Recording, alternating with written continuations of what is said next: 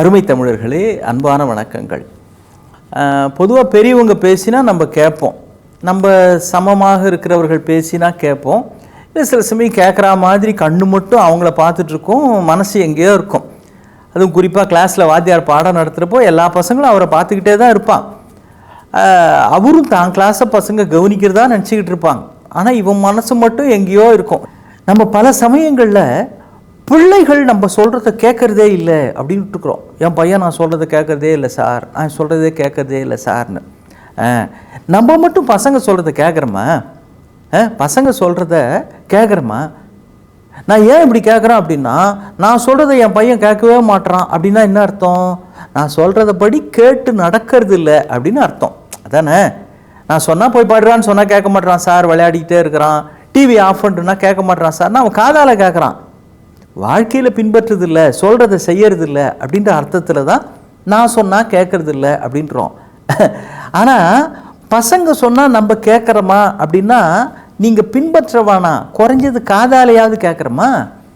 பிள்ளைங்க நம்மகிட்ட பேசுகிறப்போ அல்லது பேசுன்னு சொல்லி அதை பொறுப்போடும் அன்போடும் பொறுமையாகவும் கேட்பதற்கு இன்றைக்கு பல பெற்றோர்களுக்கு நேரம் இல்லை.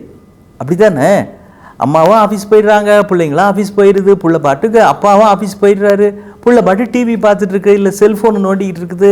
செல்ஃபோனில் காக்கா பேசுது, கரடி பேசுது, சிங்கம் பேசுது, புலி பேசுது, அதில் கார்ட்டூன்லாம் வருது இல்லை? பேச வேண்டிய மனிதர்கள் பேசவில்லை, அதனால் பேசாத விலங்குகள் எல்லாம் பேசுகின்றன. பிள்ளைகளும் அவர்கள் பேசுவதை கேட்டுக்கொண்டிருக்கிறார்கள். அப்புறம் நம்ம சொல்கிறது எப்படி கேட்பாங்க? பிள்ளைங்க கிட்ட நம்ம பேசுகிறோமா? சார், கள்ளம் இல்லா பிள்ளை மொழியில் தன்னை கண்டானாம் அப்படின்னு கடவுளை பற்றி கண்ணதாசன் எழுதுறார். கடவுள் ஒரு நாள் உலகத்தை பார்க்கறதுக்கு வந்தாராம். அந்த ஒரு பாடலில் வரும், கடவுள் ஒரு நாள் உலகை காண தனியே வந்தானாம், கண்ணில் கண்ட மனிதரை எல்லாம் நலமா என்றானாம். அப்படிங்கிறதுல பள்ளி செல்லும் பிள்ளைகள் வழியில் கடவுள் நின்றானாம், கள்ளம் இல்லா பிள்ளை மொழியில் தன்னை கண்டானாம்னு. பிள்ளைங்க பேசுகிற வார்த்தையில் தரிசனமே கூட உங்களுக்கு கிடைக்கும் அப்படிங்கிறார் கண்ணதாசன். அதுங்க வார்த்தையிலிருந்து வருகிற அந்த ஞான வெகாசம் இருக்குதே, அது கள்ளமில்லாத உள்ளத்திலிருந்து வருகிற வார்த்தைகள். நம்ம நினைச்சே பார்க்க முடியாத புதிய புதிய கோணங்களிலே அவர்கள் பேசுவார்கள்.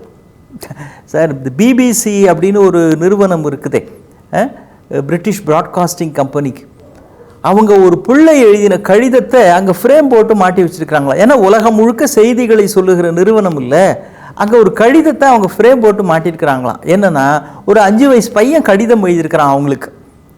இப்போ இந்த தொலைத்தொடர்பு, செல்ஃபோன் இதெல்லாம் வரத்துக்கு முன்னால் கடித தொடர்பு தான் முக்கியமான தொலைத்தொடர்பு சாதனமாக இருந்த காலத்தில் ஒரு 5 வயசு பையன் எழுதியிருக்கிறான். தெரியுங்களா? உலக புகழ்பெற்ற மனிதர்கள் இறக்கிற பொழுது அவர்களை பற்றிய தகவல்களை சொல்லுகிற நீங்கள், அவர் இறந்து விட்டார் என்று சொல்லுகிறீர்கள், ஆனால் அவர்கள் பிறந்த பொழுது அவர் பிறந்து விட்டார் என்று ஏன் சொல்லுவதே இல்லைன்னா இதுக்கு அவங்க என்ன பதில் சொல்ல முடியும்? அவங்க போயிட்டாங்கன்னா போயிட்டாங்கன்னு மெசேஜ் சொல்கிறீங்க, எல்லாருக்கும் தெரியுது. பிறக்கிறப்ப ஏங்க சொல்கிறதே இல்லை? பையன் கவலை அதுதான், பிறக்கிறப்பவே சொல்கிறீங்களே, நானும் இப்போ தான் பிறந்தேன், நான் பிற்காலத்தில் பெரிய ஆள் ஆகலாம், அவங்க கவலை அவனுக்கு, ஏங்க அதை சொல்லவே இல்லை? இதுக்கு யாரால பதில் சொல்ல முடியும்? சார், பிள்ளைங்க கேட்குற கேள்வியெலாம் ரொம்ப ஆச்சரியமாக இருக்கும். ஒரு அப்பா பையனை மடியில் வச்சுக்கிட்டு அவருடைய கல்யாண ஆல்பத்தை இப்படி புரட்டி பார்த்துட்ருக்கிறார். இது வேண்டாத வேலை தான். அவனை மடியில் வச்சுக்கிட்டு, இங்கே பாடுறா, இதான் சித்தி, இதான் சித்தப்பா, இதான் பெரியப்பா, தோ நிற்கிறாங்க பார் பெரியம்மா, இதோ பார் அப்பா கழுத்தில் மாலையோடு இருக்கிற பார், தோ பார் அம்மா பாரு அப்படி. இந்த பையன் எல்லாத்தையும் விட்டாங்க. இந்த குட்டி பையன் ஒரு கேள்வி கேட்டான், எப்பா இதில் நான் இல்லையேப்பா, ஏன்பா என்ன காணவே இல்லை, என்ன ஏன்பா ஃபோட்டோ எடுக்கலை அப்படின்னா. அவர் கல்யாண ஃபோட்டோ அது, என்ன ஏன்பா ஃபோட்டோ எடுக்கலை, என்ன எங்கேப்பா இதில் காணோன்னா.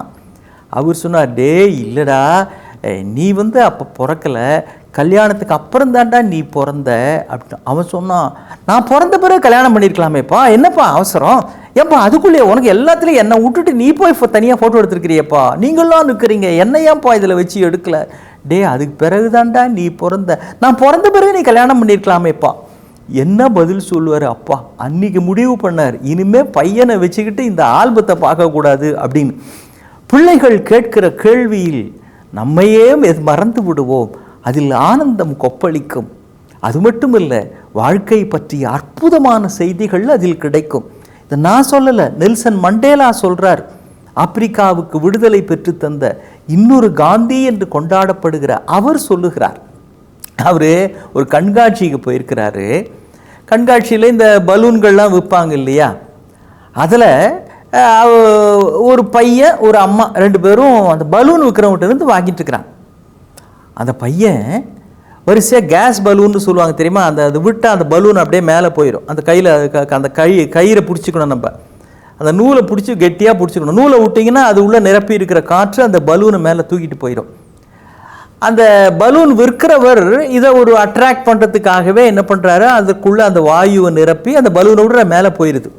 இது மாதிரி ஒரு 2-3 பலூனை விட்டார். அந்த குட்டி பையன் அந்த வரிசையாக கலராக பலூன் கட்டியிருக்கிறாரு. அதில் ஒரு கருப்பு பலூனை காமிச்சு, அங்கிள் இந்த பலூனும் மேலே போகுமா அப்படின்னு கேட்டான். எப்படி, இந்த பலூனும் மேலே போகுமா? ஏன், அது கருப்பு பலூன். அந்த நாட்டில் நிறவெறி அப்படியே தாண்டவம் ஆடுகிற காலகட்டம். இது கருப்பாக இருக்குது, அதெல்லாம் கலராக இருக்குது, அந்த பலூன்லாம் மேலே போகும். ஆனால் இது கருப்பு பலூன் ஆச்சே, இது மேலே போகுமோ போகாதோ, இதனால் முடியுமா அப்படின்னு அந்த பையன் கேட்டுக்கிறான். பின்னால் நின்று கொண்டிருந்த நெல்சன் மண்டேலா அந்த பிள்ளையின் முதுகை தட்டி சொன்னாராம், மகனே, ஒரு உண்மையை தெரிந்து கொள். மேலே செல்வது உயரே செல்வது என்பது வெளியே இருக்கிற நிறத்தை பொறுத்து அல்ல, உள்ளுக்குள் நிரப்பப்படுகிறது எது என்பதை வைத்துத்தான் நாம் உயர்கிறோமா இல்லையா என்பதே முடிவாகிறது. நீயும் ஒரு நாள் உயரே செல்ல முடியும். உனக்கு உள்ளே அறிவையும் பண்பையும் நிரப்பிக்கொண்டால் நீயும் உயரலாம், அந்த பலூன் போல என்று அந்த பிள்ளையிடம் நான் சொன்னேன் என்கிறார்.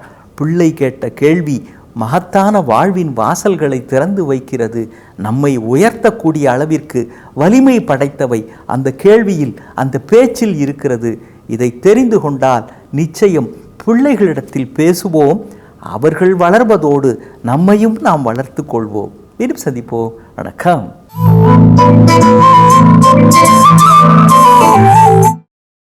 இன்னும் பல வீடியோக்களை காண சன் லைஃப் சேனலை சப்ஸ்கிரைப் பண்ணுங்க.